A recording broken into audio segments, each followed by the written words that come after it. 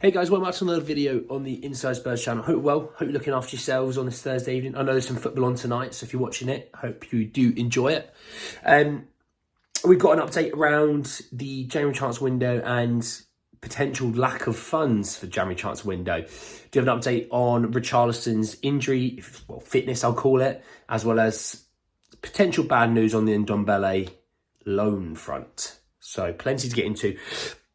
I'm not gonna waste time. I'm not gonna hold you in suspense. Let's talk the Spurs January transfer window. And it came out this afternoon from David Ornstein. So to be honest, when Ornstein talks, you listen. He's one of those really in the know guys. You know, he's on the level of a Fabrizio Romano, in my opinion. So really on the know.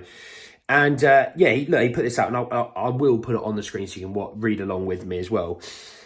He said, as far as I know, there isn't much money at all for this winter. Spurs knew Kane was likely to leave and spend much of the money they would end up receiving for him in advance. Then some after that, 2 at both senior and youth level. So they will need to be creative, and I'm sure they'll have targets. Whether they arrive in January or summer or at all, let's see.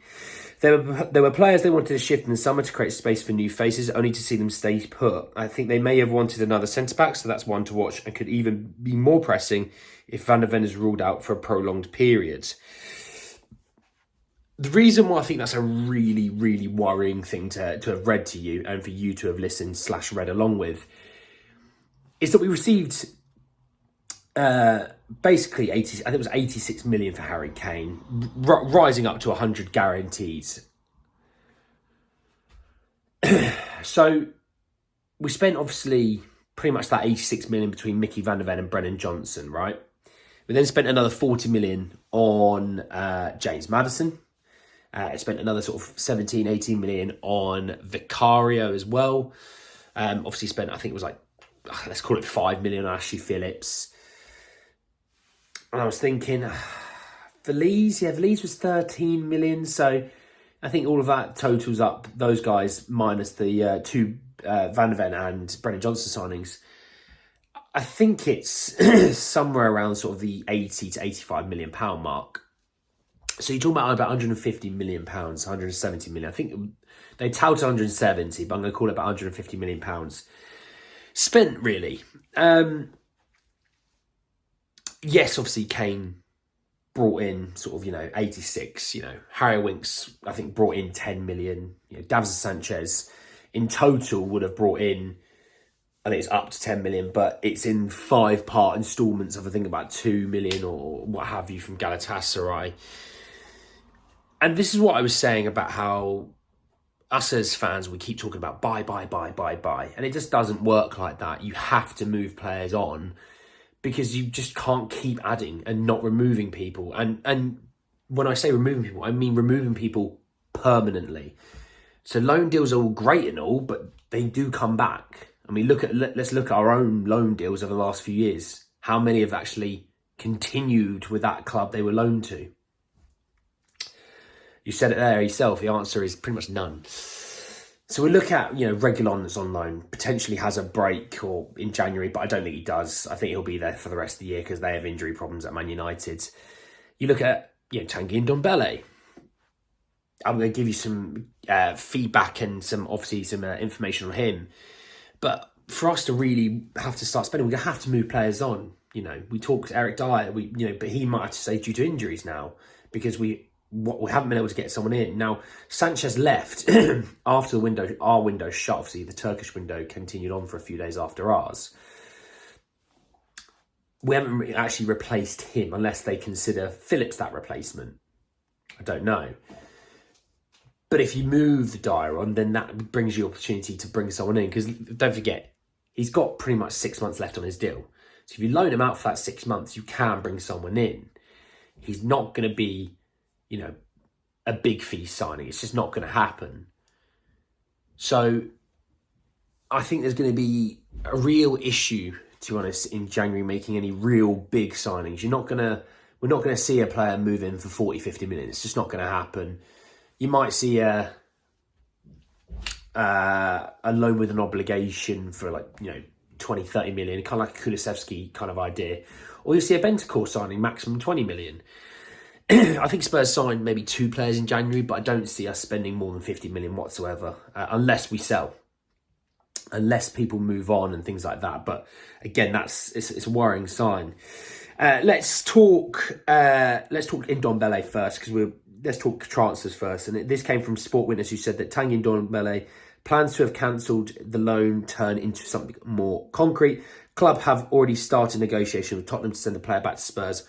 Will be dismissed. So by all things considered, he's on his way back in January. Again, makes things a lot more difficult, taking more on of his wages again. Obviously, there'll be a fee that Galatasaray will have to pay to cancel that loan.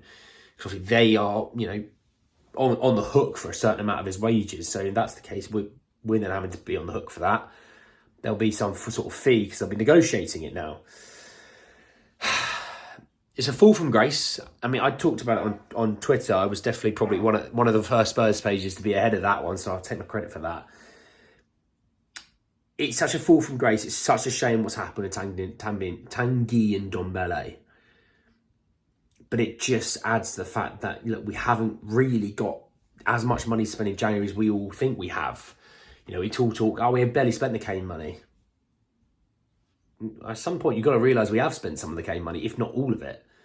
So there isn't tons of money to go around. So that adds to the plate of, a Scott Munn, a Johan Lang, to say, we've got to move them on again. And unfortunately, those two weren't here for the first time we moved them on. So that's not helpful for anyone as well.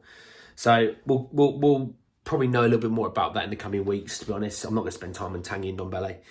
And to finish off with Richarlison, obviously we talked about how, and it was all over sort of Instagram and Twitter /X, no matter what you want to call it, that he was having a operation on his groin. So Fabrizio Romano said he's undergone the groin operation today. The Brazilian international commenced his rehabilitation with our medical staff immediately before returning to training in the coming weeks. That came from Tottenham. Look, we're a bit sort of over the barrel now a little bit with injuries, but if he can come back fit and healthy, that's the important thing. Regardless of you or me, for himself, it's good that he can come back fit and healthy. And, a on point, up for it Richy, we've seen he's a big game player, he's a good player. And if he's not been right, then it's just not worth carrying on being injured. We brought in a Brennan Johnson, we have a Brian Hill, we have a Kulusevski, you have a Lehover-Lees. You have all these attacking options. You might even see a youth player sitting on the bench from here and there, whilst in the meantime, it's not a bad thing. It really isn't. And I'd rather Richy be fit for the run into the end of the season than Richy at 70% because it's not worth it. So hopefully he's all right. Hopefully he's good. And yeah, that's the end of the video, guys. So I hope you did enjoy. Drop a like on the video if you did. Hit me in the comment section below around that David Ornstein quote about, January being potentially a month of, lack of spending. Obviously, got the Ndombele situation with the clubs supposedly negotiating the termination of the loans, him coming back, as well as obviously Richie's surgery and what have you. Let me know below. Subscribe to the channel if you're new and hit the bell notification for more. But anyway, guys, that's the end of the video. I'll see you all very, very soon. Take care, guys.